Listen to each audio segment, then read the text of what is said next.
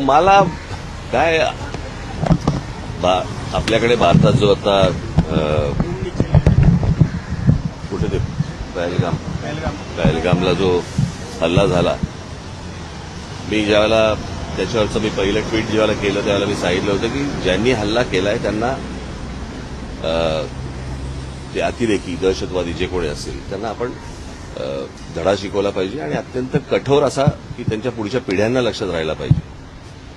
पण दहशतवादी हल्ल्याचं उत्तर युद्ध नसतं, कळलं का? युद्ध हे काय उत्तर नाही. आता अमेरिकेमध्ये 2 ट्विन टावर्स पाडले, पेंटागॉनवरती त्यांनी हल्ला केला म्हणून त्यांनी जरा जाऊन युद्ध नाही केलं, त्यांनी ते अतिरेकी ठार मारले. हे तुम्ही दुसऱ्या देशामध्ये युद्ध परिस्थिती आणायची आणि आता ते काय मॉक ड्रिल करायचं आणि मग ते सायरन वाजवणार वगैरे वगैरे. मुळात ही गोष्ट का घडली हे पण आपण लक्षात घेण्यासारखं आहे. मला असं वाटतं की थोडंसं अंतर्मुख होऊन आपण आपला विचार करणं खूप गरजेचं आहे. पाकिस्तानला काय बरबाद, अगोदरच बरबाद झालेला देश आहे तो, त्याला काय बरबाद करणार तुम्ही? आणि प्रश्न असा आहे की ज्या अतिरेक्यांनी हल्ला केला त्या अतिरेकी अजून तुम्हाला हातात सापडलेले नाहीयेत.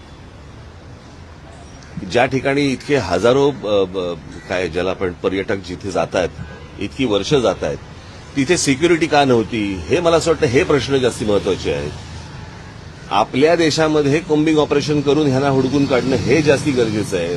ते एअर स्ट्राईक करून लोकांना काहीतरी वेगळ्या ठिकाणी भरकटवून आणि असं हे काही युद्ध हे काय त्याचा पर्याय नाही होऊ शकत किंवा त्याचं उत्तर नाही होऊ शकत. आणि दुसरी गोष्ट म्हणजे आता कसं झालं की ह्या सगळ्या ह्याच्यामध्ये कसं आहे, सरकारच्या चुका ह्या तुम्हाला दाखवल्याच पाहिजे. आज ज्या वेळेला हा प्रकार झाला, तो प्रकार झाल्यानंतर ज्या वेळेला पंतप्रधान त्यावेळेला सौदी अरेबियामध्ये होते, अर्धवट दौरा सोडला त्यांनी. तो दौरा सोडून ते बिहारला कॅम्पेनला गेले, कळलं का? बिहारला कॅम्पेनला गेले. मला असं वाटतं ते गोष्ट करायची गरज नव्हती. त्याच्यानंतर ते केरळामध्ये जाऊन तिकडे अदानीचं पोर्टचं उद्घाटन केलं. त्याच्यानंतर इकडे काहीतरी फिल्म इंडस्ट्रीसाठी काहीतरी वेव्हचा कार्यक्रम केला, तिकडे द्याल. इतकी जर गंभीर परिस्थिती आहे तर या गोष्टी टाळता आल्या असत्या. आणि त्याच्यानंतर येऊन ते काय मॉक ड्रिल करायचं आणि मग काहीतरी एअर स्ट्राईक करायचं, मला असं वाटतं की हे काही उत्तर नाही या गोष्टींवरचं. जे अतिरेकी आहेत, ज्यांनी हा हल्ला केलेला आहे, मला असं वाटतं त्यांना हुडकून काढणं, त्यांचा बंदोबस्त करणं आणि संपूर्ण देशभर मला असं वाटतं की तुम्ही हे मॉक ड्रिल करण्यापेक्षा कॉम्बिंग ऑपरेशन्स करा जिकडे जिकडे तुम्हाला माहिती आहेत.